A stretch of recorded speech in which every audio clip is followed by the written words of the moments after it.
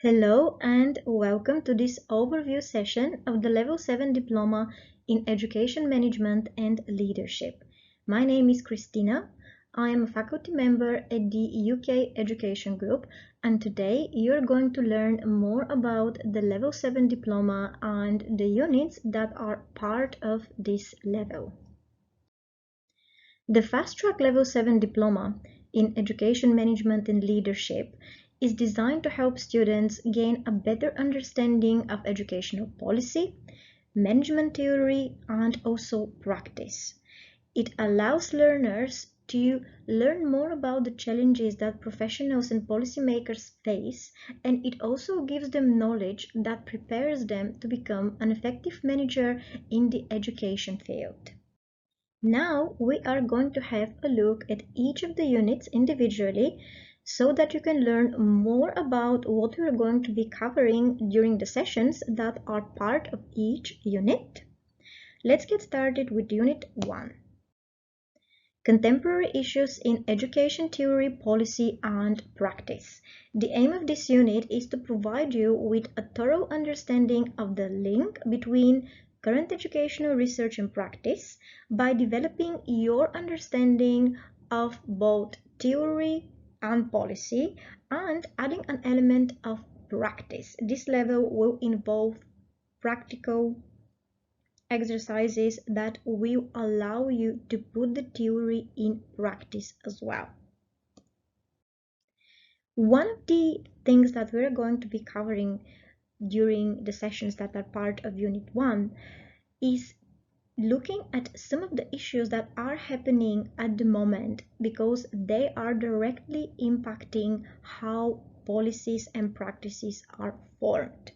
And today, for the purpose of this overview session, we are going to look at some of the most essential and pressing issues that policymakers and education managers are facing at the moment.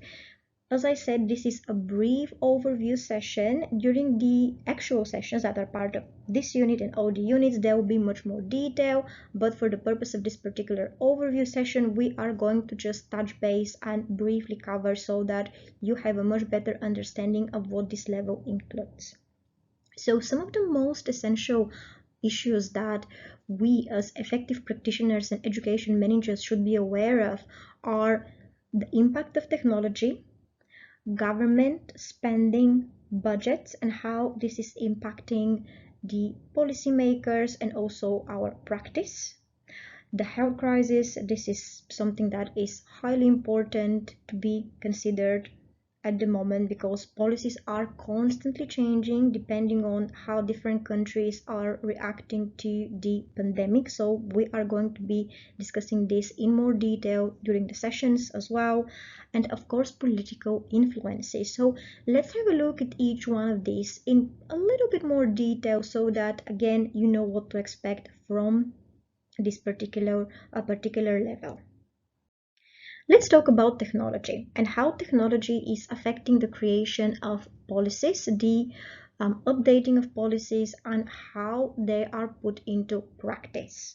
This is also very much related to the pandemic and how this changed the way education is delivered, not only in a professional capacity, but also when it comes to schools and even universities. You might have noticed the rise of platforms such as Zoom, Google Classroom, WebEx meetings. These are all platforms that if you're not familiar with, we are going to be discussing at the sessions once again because they are widely used not only in the corporate world but also by schools, especially Google Classroom. And for the purpose of this overview session, I am going to be giving examples from the UK. However, as you are listening and at the actual sessions part of this level, you are going to be thinking about your own country of residence and what are some of the emerging technological platforms that are impacting how your country,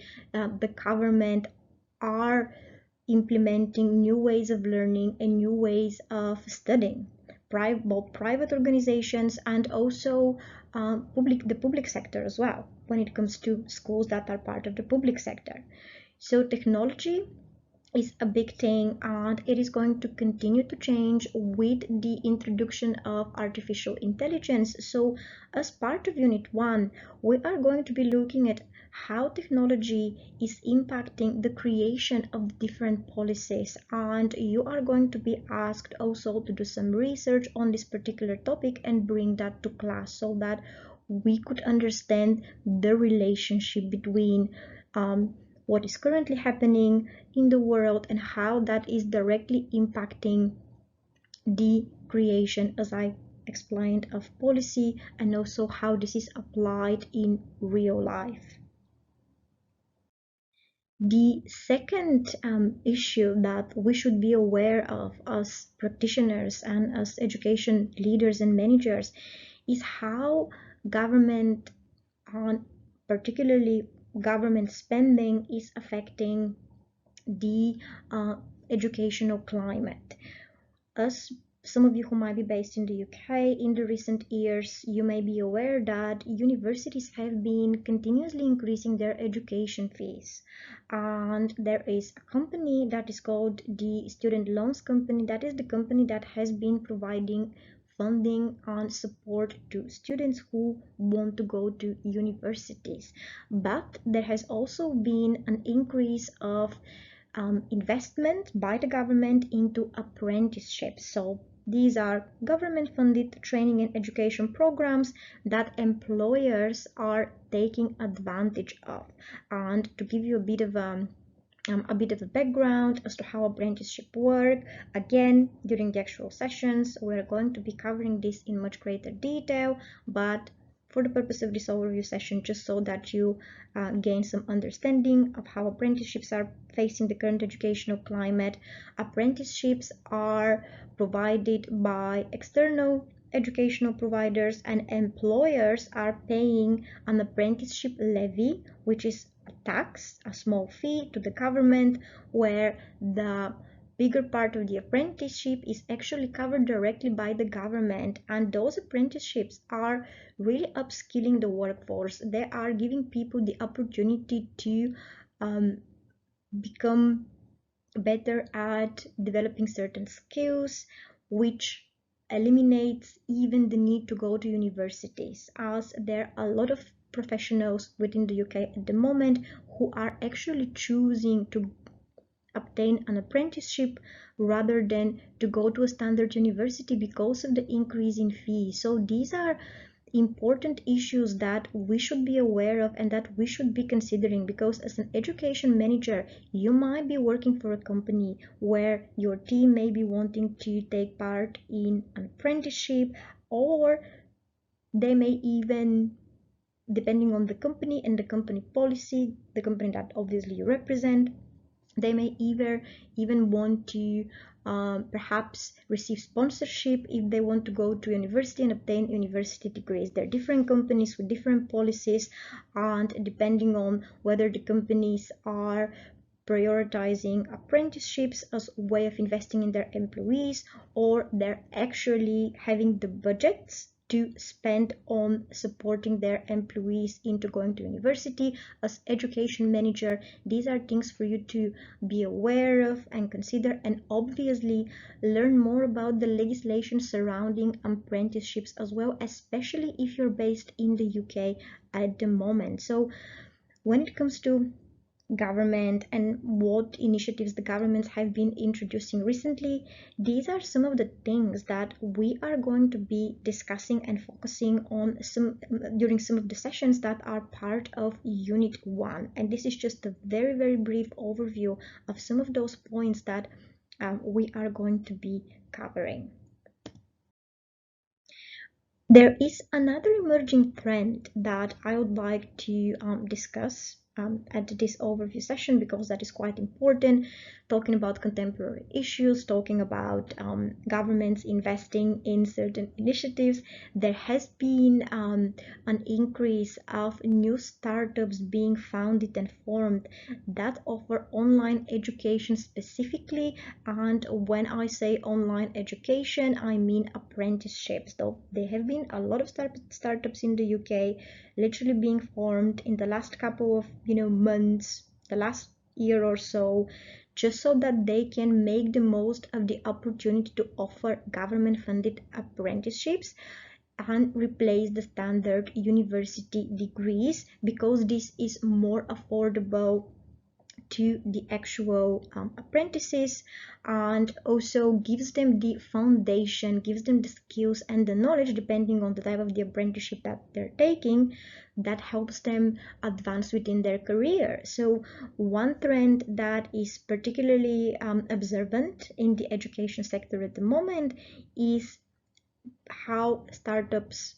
in the education sector are positioning themselves and how they are really communicating the that alternative means of education, where they're encouraging people to consider whether they would like to invest in a pricier university degree or take another qualification or an apprenticeship that is government funded or provided by the particular startup, in order for them to save costs. And there are a lot of new educational providers emerging, not only within the apprenticeship sector, but also online degrees, diplomas. For instance, this is level 7 fast track diploma that prepares you to enter the field of higher management within the education sector. And if you compare that to a standard university degree, there will be a very big difference in price, where perhaps you will acquire the same skills and knowledge to be an effective education manager. And that is why it is important as education practitioners and managers to really understand all those different means of education and all the different emerging programs that are currently available to people, especially when you yourself may be involved in supporting someone in the process of obtaining a higher qualification. And as part of Unit 1, we are going to look at actual startups that are currently providing apprenticeships, how that compares to traditional university degrees. And we are really going to look into how the recent government legislation that has been introduced when it comes to apprenticeships has impacted the creation of those new online education establishments. So we are also going to focus on that as well. And of course, we are going to discuss the impact of the pandemic. As we all know, the COVID-19 pandemic had a huge impact on how education was conducted across the globe, where a lot of schools were closed, and primary schools, high schools, universities, they transitioned towards online education. What you might notice is that all of these issues that I am discussing at the moment, and I'm just giving you an example, they are interrelated, and this is what makes Unit 1 really practical. You will see the direct relationship between policy and practice, so that you can understand how these two work together in the context of all those issues that we are facing as a society at the moment, and how this is impacting us as practitioners, but also the people that we are going to be supporting through our roles as well. So think about your country of residence for a moment. How has the pandemic affected the current educational arrangements where you are based? What policies have been introduced that you are aware of? During the sessions, you will be asked to bring practical examples, real life examples, and we are going to look into how certain policies have led to the implementation of new ways of learning, new ways of studying as well, so that we could see the direct relationship between policy and practice. Also, we are going to talk about political influences and how the political landscape, how the political situation is impacting the demand for education, and also how it is impacting the different initiatives that are being introduced, and even the way education is delivered, because that is very important to consider, and I could give you an example of my country of origin, for instance. Although I have been a practitioner working with being based in different countries, at the moment working and living in the UK, I am originally from a country where we had a lot of turbulence on the political scene, and because of that turbulence, there were policies when it comes to education and whether people were allowed to go to university physically or not because of the pandemic. Again, the relationship between the pandemic and the policies that were implemented, that was really because we were experiencing some turbulences on the political scene that was directly impacting the policies that were being implemented and created, and people were encouraged to go to classes and lectures physically. Then the following month new policies were implemented. So these are pressing issues that we as education managers and leaders should really be aware of when we are dealing with change management particularly. And as part of level 7, we are also going to be talking about how we manage change, because these are all important elements that are going to directly impact how effective we are, but also how we are supporting our learners, whether we are working in a professional capacity with a corporate organization, whether we are actually implementing policies, procedures as senior teachers within a school format. All those political influences, the influence of the pandemic and technology, all of these merge together and impact the policies that are being created, that are going to continue to be created, and how this is actually impacting the way people study, the way people choose to study as well, and also how the education is also funded. Okay, so these are some really interesting issues that we are going to be discussing, just to give you an overview of that practical element and how we are going to be discussing real life issues, as this is quite important for level 7. Just to give you a brief example of a policy that has been implemented by the UK government, there is a particular kind of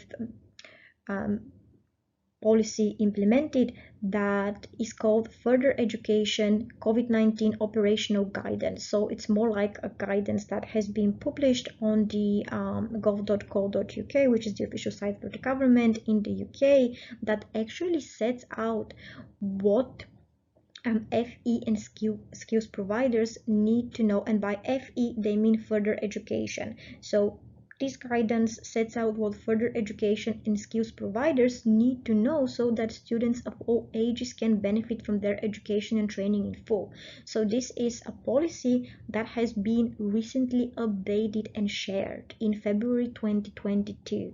And that is why, as education practitioners, we should be keeping up to date with all the recent government legislation, depending on where you're based, and especially so if you're working for an international company.